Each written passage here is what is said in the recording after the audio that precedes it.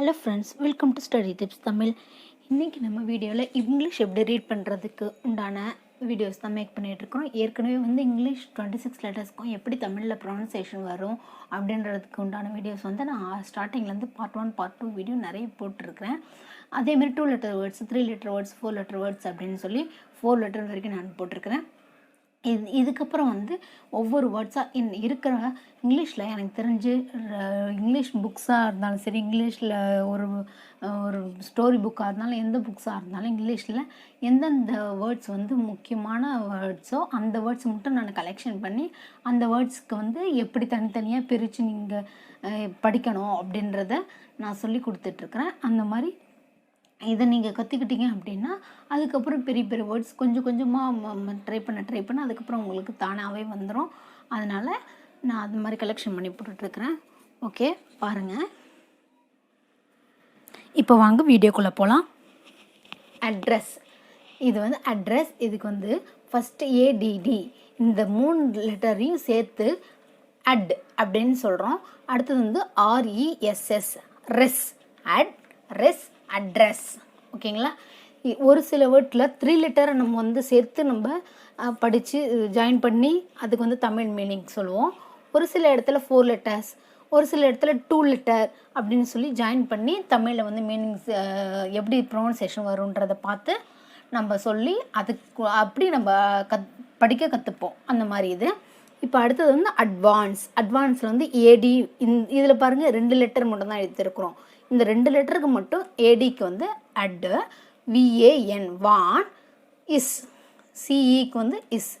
எங்கே இந்த ஈக்கு உண்டான ப்ரொனன்சியேஷன் நம்ம போடல அப்படின்னா, நான் ஏற்கனவே சொல்லியிருக்கிறேன், நிறைய வேர்ட்ஸில் இ லாஸ்ட்டில் இ வந்துச்சுன்னா அந்த ஈன்ற லெட்டர் சைலண்ட் லெட்டராக மாறிடும் அப்படின்னு சொல்லிட்டு சிக்கு இஸ்ன்ற ப்ரொனன்சியேஷன் வந்ததால் அட், வான், இஸ், அட்வான்ஸ்.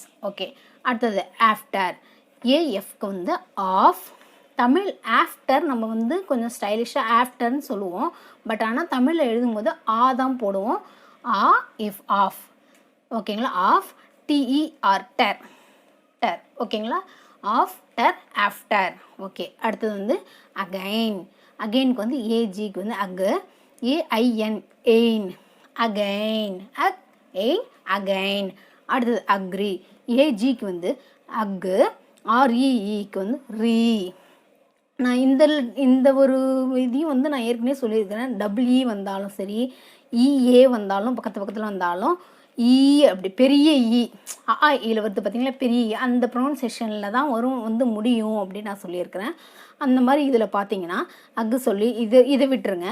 இந்த இடத்துல ஆருக்கு ரா 2 இ வர்றதால என்ன சொல்ல போகிறோம், பெரிய இ போடும்போது ராவும் பெரிய ஈவும் சேர்த்தா ரீ, அக், ரீ, அக்ரி. ஓகே, அடுத்தது அலர்ஜி. அலர்ஜிக்கு ஏஎல்எல், அல், இஆர்ஆர், ஜிஒய்ஜி, அல்எர்ஜி, அலர்ஜி. ஓகே, அடுத்தது ஆல்சோ. ஏஎல்க்கு ஆல், எஸ்ஓக்கு சோ, எஸ்ஸுக்கு சா, ஓக்கு ஓ, சோ. ஓகே, இதுக்கு ஏன் பெரிய ஆ போடுறோம், அதான் ஒரு இடத்துல பெரிய ஆவும் வரும், சின்ன ஆவும் வரும். இந்த இடத்துல பெரிய ஆ வந்துருக்குது, அதனால் ஆல், ஸோ, ஆல்சோ. ஓகே, அதேமாதிரி இதுலேயும் பாருங்கள் பெரிய ஆ தான் வந்திருக்குது. இதுலேயும் ஒரு ஏ தான் வந்திருக்குது, இதுலேயும் ஒரு ஏ தான். ஆனால் இதுக்கு அக்ரின்னு சொல்கிறோம், இதுக்கு ஆல்சோ சொல்கிறோம், இதுக்கு ஆல்வேஸ் சொல்கிறோம். நம்ம இதில் ரெண்டுத்துலேயும் என்ன சொல்கிறோம், எழுத்து சொல்கிறோம், பெரிய ஆ போடுறோம். இந்த இடத்துலலாம் சின்ன ஆ.